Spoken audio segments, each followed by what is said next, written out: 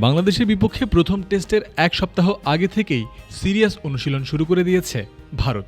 শুক্রবার লম্বা সময়ের রুদ্ধদ্বার প্র্যাকটিসে সময় কাটিয়েছেন রোহিত শর্মা, বিরাট কোহলিরা। ভারতীয় সংবাদ মাধ্যম ইন্ডিয়ান এক্সপ্রেসের এক খবরে বলা হয়েছে, অনুশীলনের সময় চেন্নাইয়ের চিদাম্বরম স্টেডিয়ামে দেখা গেছে লাল মাটির উইকেট ছিল ঘাসের উপস্থিতিও, যার অর্থ প্রথা ভেঙে বাংলাদেশ ভারতের প্রথম টেস্টে দেখা যেতে পারে পেস সহায়ক উইকেটও।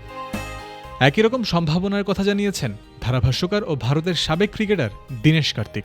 কিন্তু ঐতিহ্যগতভাবে আবার চেন্নাইয়ের উইকেট হয়ে থাকে স্পিন সহায়ক। 19 সেপ্টেম্বরের ম্যাচে উইকেট কেমন হবে তা নিয়ে যেমন একটা ধোঁয়াশা তৈরি হয়েছে, তেমনি ভারতের একাদশে 3 স্পিনার খেলানো হবে নাকি 3 পেসার, সেটা নিয়েও শুরু হয়েছে আলোচনা।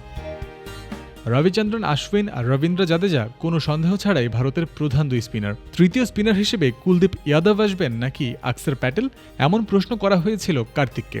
জবাবে তিনি বলেছেন, কুলদীপ বা আকসারের একজনকেও একাদশে দেখছেন না তিনি। ক্রিকবাজের প্রশ্নোত্তর পর্বে তিনি বলেন, প্রথমত আমার মনে হচ্ছে ভারত কিছুটা পেস সহায়ক উইকেটে খেলতে পারে।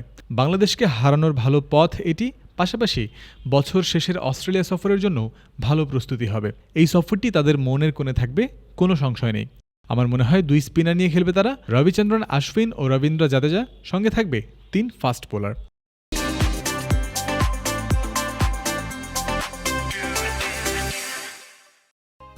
পাকিস্তানের মাটিতে তাদেরকে হোয়াইট ওয়াশ করে এসেই ভারতের মাটিতে যাচ্ছে বাংলাদেশ। তবে কার্তিক মনে করেন, ভারতের জন্য কোনো হুমকির কারণ হতে পারবে না বাংলাদেশ। অনায়াসেই শান্ত সাকিবদের হারাবেন রোহিত কোহলিরা। আমি ব্যক্তিগতভাবে তা মনে করি না। আমার মনে হয় ভারতে এসে ভারতকে হারানো ভীষণ কঠিন কাজ। বাংলাদেশ যদিও পাকিস্তানে ভালো খেলেছে, তবে আমার মনে হয় না বাংলাদেশকে হারাতে ভারতের খুব একটা সমস্যা হবে।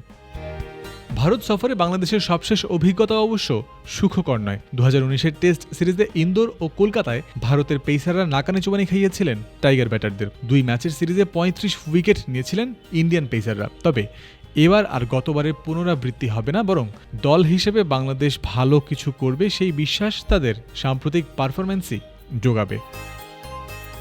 জয়ন্ত বিন্দু, ক্রিক ফ্রেন্সি।